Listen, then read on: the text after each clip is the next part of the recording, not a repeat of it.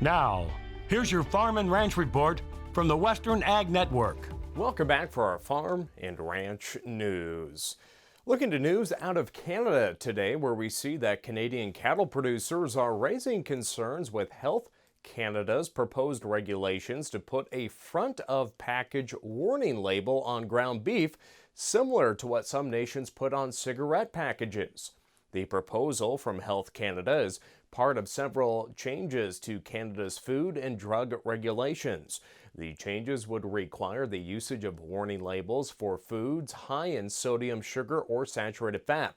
If Health Canada moves forward with the proposed regulation, Canada will be the only country in the world to put a warning label on ground beef. The Canadian Cattlemen's Association says this move would likely impact Canadian consumer confidence and be damaging to beef producers across the nation.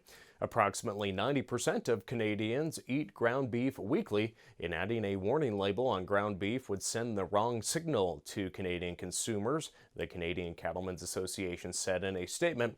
They added that the proposed policy change by Health Canada is misguided and will mislead consumers.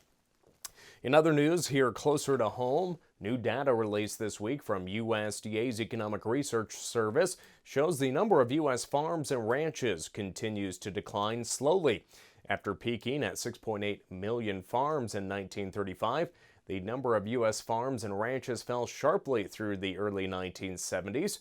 Rapidly falling farm numbers in the mid-20th century reflect the growing productivity of agriculture and increased non-farm employment opportunities.